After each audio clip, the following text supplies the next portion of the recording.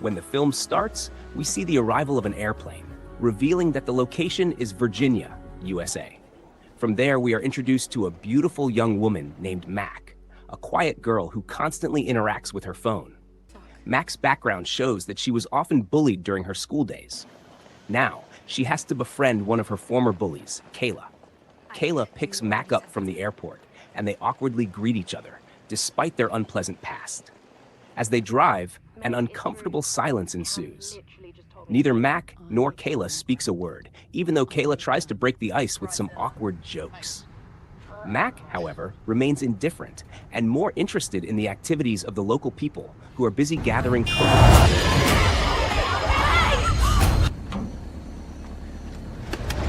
It's okay. After a 45-minute journey, they finally approached their destination, a beach directly bordering the open sea. They have come for one reason only, to attend the wedding of an old friend named Liz. Upon arrival, everyone assumes that Mac and Kayla are close friends, even though they have barely interacted up to this point.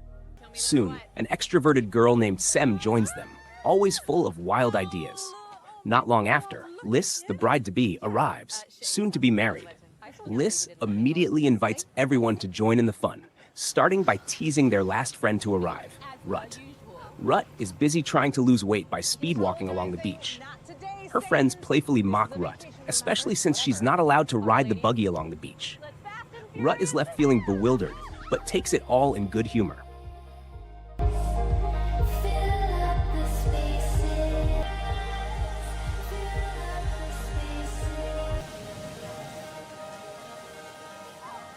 Then take a break at a villa rented by Liz. I get it. All of Liz's friends stay in the same villa, where Mac remains preoccupied with her phone, uninterested in the gossip around her due to her introverted nature.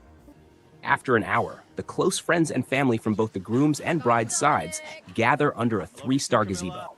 Dom, Liz's fiancé, expresses his commitment, announcing that in 48 hours, Liz will officially be his wife. During this sweet, love-filled phase, Dom gives Liz the opportunity to spend her last days as a single woman with her 4 friends, while he spends time with his own friends. That night, Liz and her friends kick off their festivities with drinks, finding it incomplete without dancing and jumping around. They soon forget their past issues, with Mac and Kayla, who had a troubled history, enjoying themselves thoroughly that night.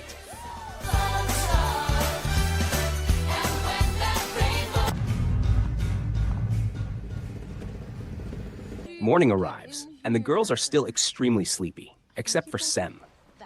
Sem has come up with an idea to take her 4 friends to an island secretly. She has already rented a small boat that she feels is just right for 5 people. The other 4, unaware of this plan, are disappointed that Sem didn't inform them beforehand, especially since the boat she chose is far from what they expected and quite undersized. However, with no other option, they reluctantly go along with Sem's plan.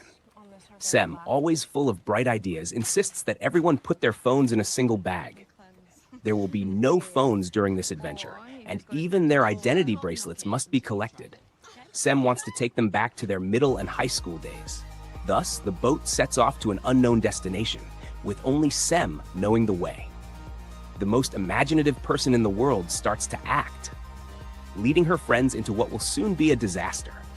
Sem's only strategy is to shout as loud as possible and steer the boat wherever she wants, aiming to go as far and as isolated as possible, even if it means disappearing from civilization.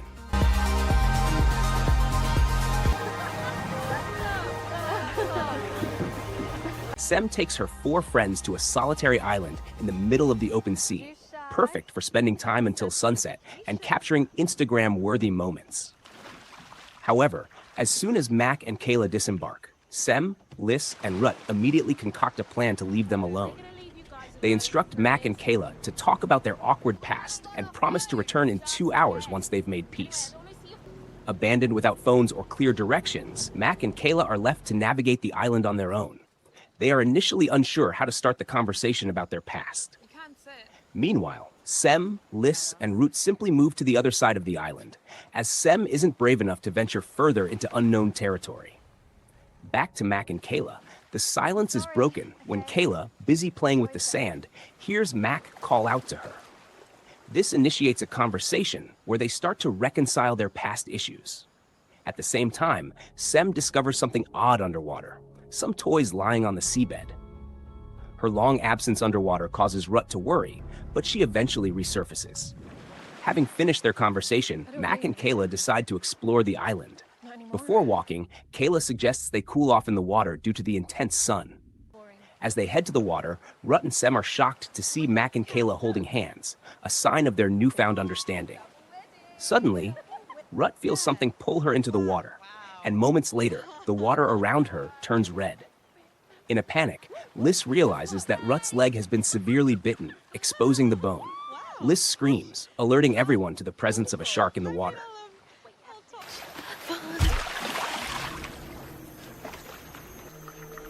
Ruth, what's going on? Seriously, guys.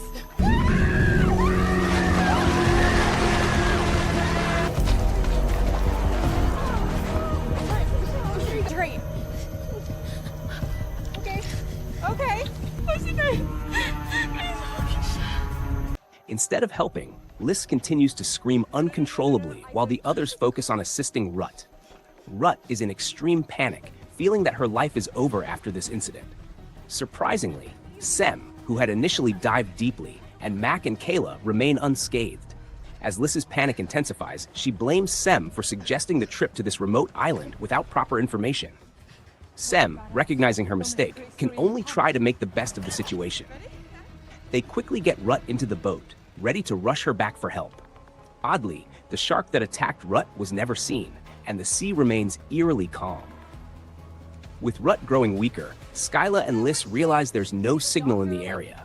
They frantically check all 5 phones, to no avail, which causes Liz to panic further. She decides to take charge of the boat. This decision reveals their lack of foresight. Despite Sem being more experienced with the boat, they allow the panicked Liz to steer. Initially, everything seems fine, but Liz inadvertently steers them in the wrong direction. Unbeknownst to them, they are heading straight for a large cluster of coral reefs, which poses a significant danger. This mistake could lead them into a much larger catastrophe. It's fine, no, it's all right. Is it? Someone could come. I haven't even seen another boat.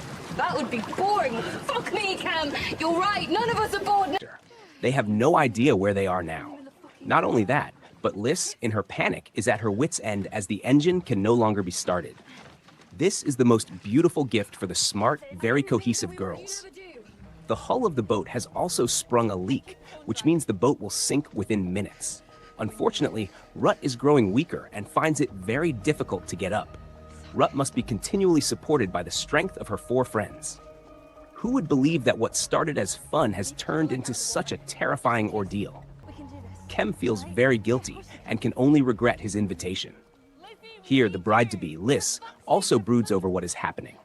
She is supposed to be the bridesmaid, but now she is lying weak and helpless. To make matters worse, the rented boat only has 1 life jacket. Sem admits that he actually knew all about the boat's deficiencies and how unsafe it was for a long trip, but he still recklessly went ahead without informing the boat owner. Remarkably, Kem had also been warned about the dangers of these waters and the presence of shallow water sharks, but he dismissed these warnings. What can they do? There's no more time for regrets. The 5 of them must get off the boat. Unfortunately, Liz has just confessed that she can't swim, which adds another burden. However, carrying Rut is more likely to attract sharks due to her bleeding. Sooner or later, leaving the boat will create even bigger problems. Leaving the boat would only make matters worse. Already, Lee has burdened M with her frantic panic. Unable to swim, she pushed Ma, nearly causing him to drown. Floating like this, the 5 of them need to seek help, which seems impossible. Rut is unconscious, adding to their desperation. As time passes, the situation remains unchanged, and instead of hope, they are now being approached by sharks. 1 shark circles around, drawn by the scent of Rut's blood. However, the sharks in these waters don't attack immediately. They first observe. The only decision the girls can make is to let go of Rut. They realize that Rut has already taken her last breath. It's heartbreaking for Liz to lose a friend in such a way. What was supposed to be a joyful time for a wedding has turned into a nightmare. Liz also mentions that just a day after the wedding, Rut had talked about participating in an interprovincial race to make her parents proud. All of this was destroyed due to Sem's recklessness. As Rut's body floats further away, the sharks close in, ready for their meal. So sorry.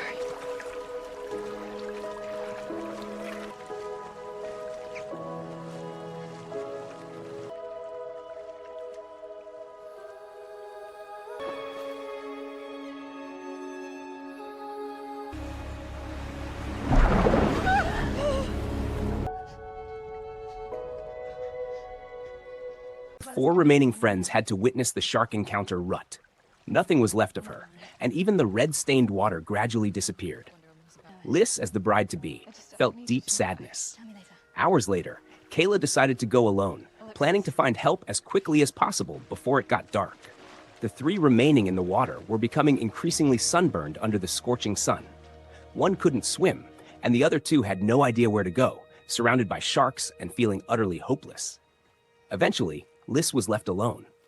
Strangely, the sharks only followed Kem and Ma, leaving Liz, who couldn't swim, alone.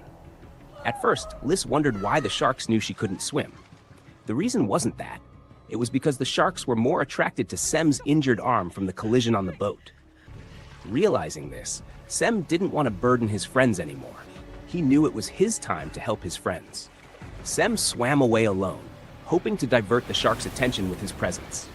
Within seconds, the sharks focused on Sem, and he slowly disappeared into the depths of the sea.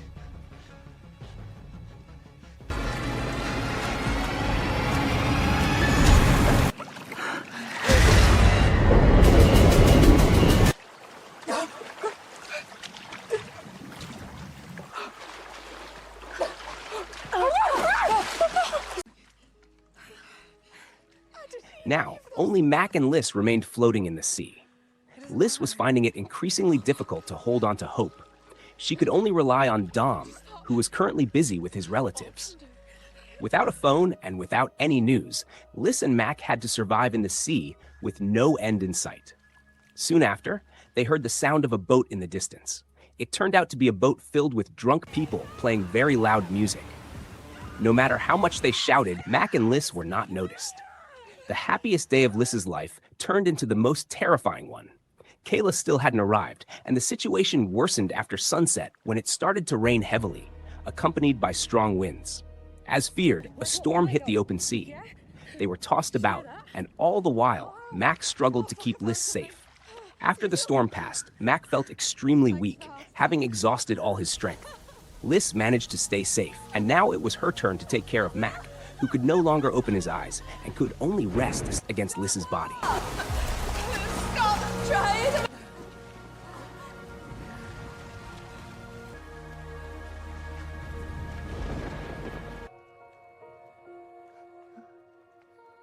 In short, morning arrived, and Mac was still sound asleep, buoyed by a life jacket.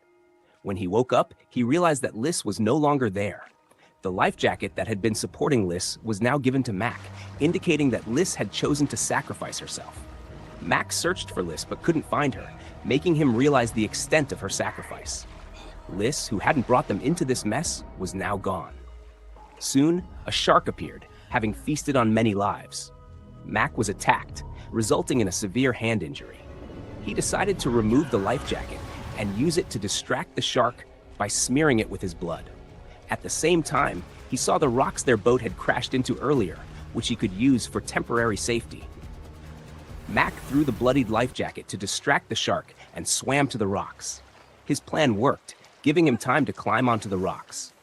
Mac realized his injuries were severe, and the blazing sun made survival even harder. He used his outer shirt as a bandage to wrap his injured hand, which still allowed him to swim. Exhausted, he could only wait for a miracle. As the tide began to rise, threatening to cover the rocks, Mac knew he had to act quickly. Suddenly, Mac heard a boat. In the distance, he saw Kayla on a boat she had found for help. The boat was their last hope. Mac swam towards it, but the sharks had smelled his blood. Despite his weakening condition, he swam as fast as he could. Kayla steered the boat towards him, And just as the sharks closed in, she managed to pull Mac aboard in the nick of time. Now, only Mac and Kayla remained. Two people who had once been awkward with each other because of their past, but now they were the survivors. The others, who had once been enjoying themselves, had been taken by the sharks. With Kayla and Mac safe, the film, Something in the Water, ended.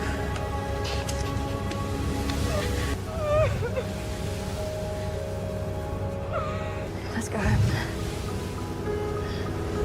Together.